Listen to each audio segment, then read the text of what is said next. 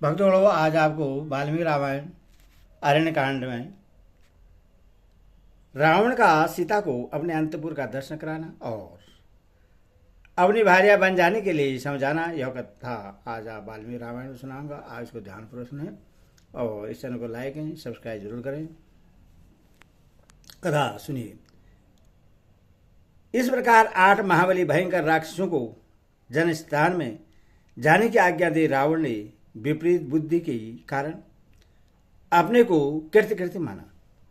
वह विदेह कुमारी सीता का संवरण करके काम बाणों से अत्यंत पीड़ित हो रहा था। अतः उन्हें देखने के लिए उसने बड़ी उतावली के साथ अपने रमणीय अंतपुर में प्रवेश किया। उस भवन में प्रवेश करके राक्षसों के राजा रावण ने देखा कि सीता राक्षसों के बीच में बैठकर दुख में डूबी हुई है। उनके मुख पर आंसू की धारा बह रही है और वे शोक से दुस्सह भार से अत्यंत पीड़ित एवं दीन हो वायु के वेग से आक्रांत हो समुद्र में डूबती हुई नौका के समान जान पड़ती है। मुर्गों के युद्ध से बिछोड़कर कुत्तों से घिरी हुई अकेली हिरनी के समान दिखाई देती है। शोकवश दीन और विवश हो नीचे मुँह किए बैठी हुई सीता के पास पहुंचकर राक्षसों के राजा निशाचर रावण ने उन्हें जबरदस्ती अपने देवगृह के समान सुंदर भवन का दर्शन कराया। वह ऊंचे ऊंचे महलों और 7 मंजिले मकानों से भरा हुआ था। उसमें सैकड़ों स्त्रियां निवास करती थी। झुंड के झुंड नाना जाति के पक्षी वहां कलरव करते थे। नाना प्रकार रत्न उस अंतपुर की शोभा बढ़ाते थे। उसमें बहुत से मनोहर खंबे लगे थे जो हाथी दांत, पक्के सोने, स्फटिक मणि, चांदी, हीरा और बेरुद मणि लीलम से जटिल होने के कारण बड़े विचित्र दिखाई देते थे। उस महल में दिव्य दुंदुभियों का मधुर घोष होता रहता था। उस अंतपुर को तपाए हुए सुवर्ण के आभूषणों से ही सजाया गया था।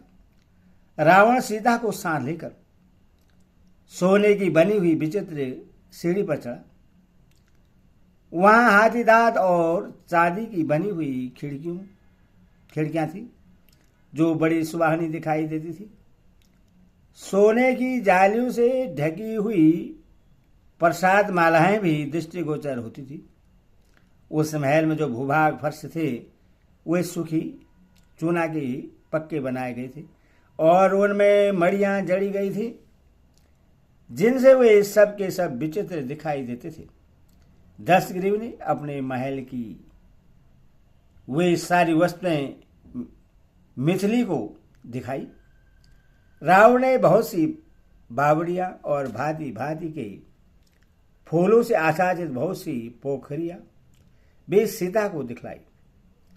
सीता वह सब देखकर शोक में डूब गई। वह पापात्मा निशाचर विधेय नंदिनी सीता को अपना सारा सुंदर भवन दिखाकर उन्हें लुभाने की इच्छा से इस प्रकार बोला, सीते, मेरे अधीन 32 करोड़ राक्षस हैं। यह संख्या बुढ़े और बालक निशाचरों को छोड़कर बताई गई है। भयंकर कर्म करने वाले इन सभी राक्षसों का मैं ही स्वामी हूं। अकेले मेरी सेवा में 1000 राक्षस रहते हैं। विशालोचने, मेरा यह सारा राज्य और जीवन तुम पर ही अवलंबित है अथवा यह सब कुछ तुम्हारे चरणों में संप्रीत है। तुम मुझे प्राणों से भी अधिक प्रिय हो। सीते, मेरा अंतपुर मेरी बहुत सी सुंदरी भार्याओं से भरा हुआ है। तुम उन सबकी स्वामिनी बनो। प्रिय, मेरी भार्या बन जाओ। मेरे इस हितकर वचन को मान लो, इसे पसंद करो। इसके विपरीत विचार को मन में लाने से तुम्हें क्या लाभ होगा? मुझे अंगीकार करो, मैं पीड़ित हूं, मुझ पर कृपा करो। समुद्र से घिरी हुई इस लंका के राज्य का विस्तार 100 योजन है। इंद्र सहित संपूर्ण देवता और असुर मिलकर भी इसे ध्वस्त नहीं कर सकते।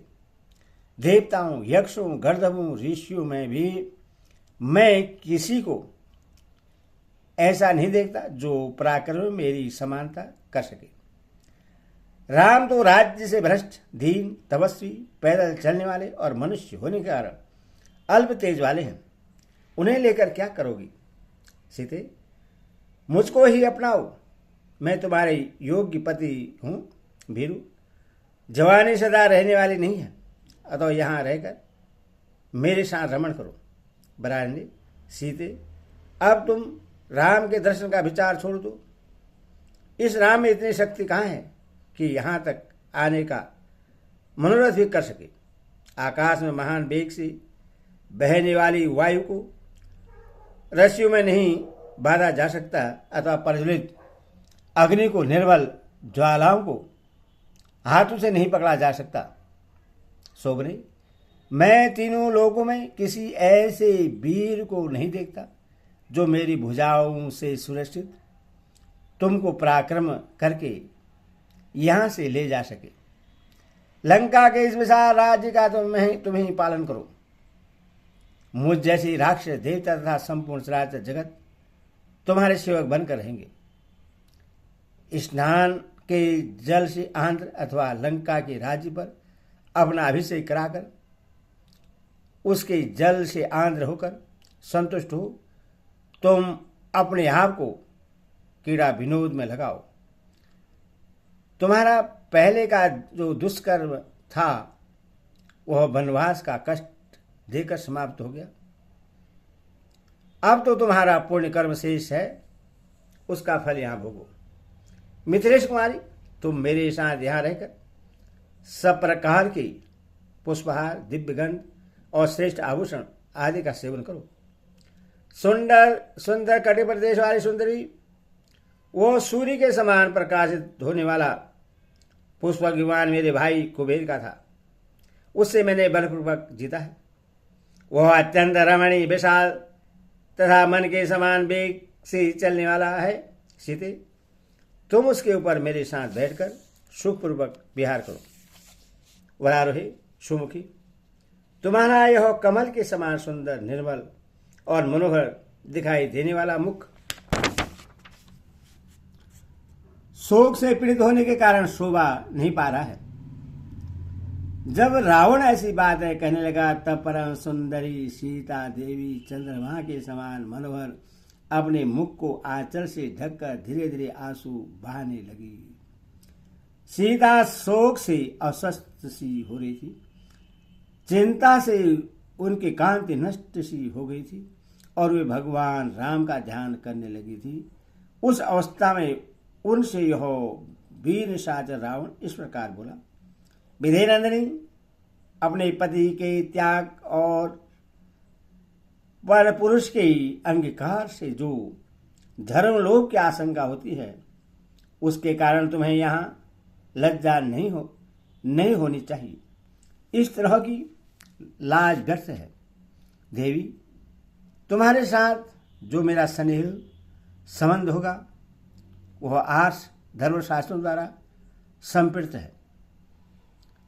तुम्हारे इस कोमल एवं चिकने चरणों पर मैं अपनी दसों मस्तक रख रहा हूं। अब शीघ्र मुझ पर कृपा करो, मैं सदा तुम्हारे अधीन रहने वाला दास हूं। मैंने कामाग्नि से ही संतप्त होकर ये बातें कही हैं, वे शून्य निष्फल न हो, ऐसी कृपा करो। क्योंकि रावण किसी स्त्री को सिर झुकाकर प्रणाम नहीं करता, केवल तुम्हारे सामने इसका मस्तक झुका है। मिथिलेश कुमारी जानकी से ऐसा कहकर काल के वशीभूत हुआ रावण मन ही मन मानने लगा कि यह अब मेरे अधीन हो गई। इस प्रकार वाल्मीकि निर्मित आर्ष रामायण आदि काव्य अरण्यकांड में 55वां सर्ग पूरा हुआ। बोले सियावर रामचंद्र की जय।